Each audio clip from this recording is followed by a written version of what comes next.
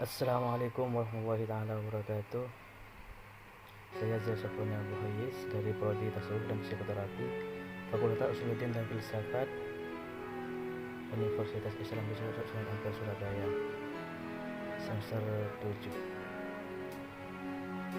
Di sini saya akan membahas dari mata kuliah Tasawuf dan Tradisi Pesantren dengan tema Tasawuf di Pesantren, kajian terhadap pemikiran tasawuf Al-Ghazali.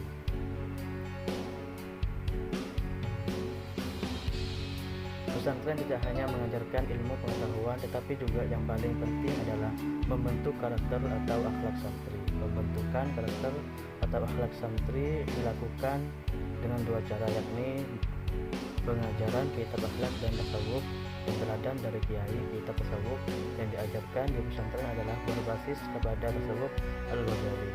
Penekanan dalam tasawuf Al-Ghazali terletak kepada tazkiyah al-nafs, yakni membersihkan jiwa dan terus mendekatkan diri dengan ilahi. Karenanya dalam tasawuf Al-Ghazali ini justru berbasis kepada praktik ibadah sehari-hari.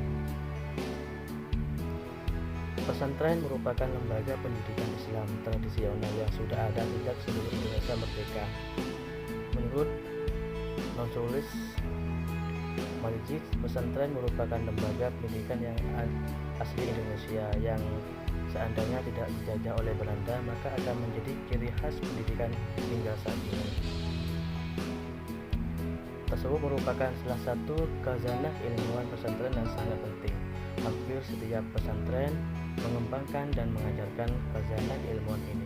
Tentu saja sumbernya bisa berbeda satu sama lain. Kitab yang diajarkan biasanya disesuaikan dengan tingkat pengetahuan santri itu sendiri.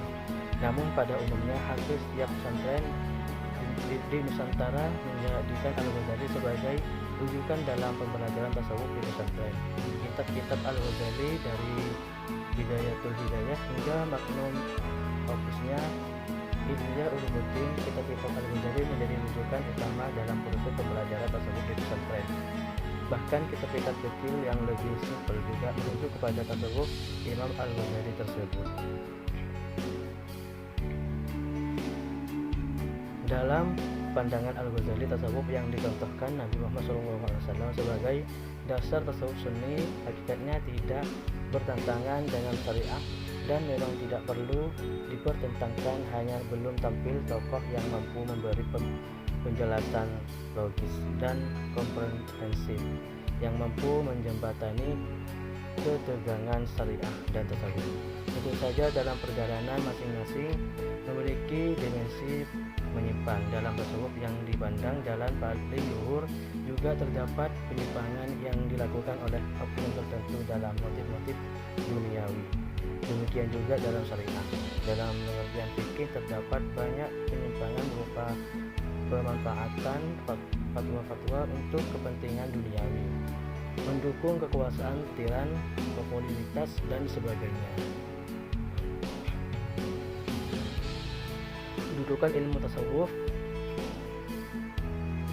Kesimpulan, kedudukan ilmu tasawuf di pesantren sangat penting. Ini karena pesantren tidak hanya berupaya untuk melahirkan ahli ilmu agama, tetapi juga orang yang memiliki akhlak baik pada semua manusia, alam dan terutama kepada Allah Subhanahu wa taala sebagai pencipta makhluk. Tasawuf di pesantren menggunakan Al-Ghazali sebagai rujukan utama. Kitab-kitab Al-Ghazali seperti Bidayatul Hidayah dan Ihya Ulumuddin diajarkan hampir di semua pesantren. Hal ini terjadi karena tasawuf Imam Al-Ghazali dianggap lebih pas karena lebih moderat dan bisa bersinergi dengan syariah, tidak saling melepaskan satu sama lain. Di samping karena memang Imam Al-Ghazali sendiri adalah penganut Sunni yang bermazhab Syafi'i. Sekian, terima kasih.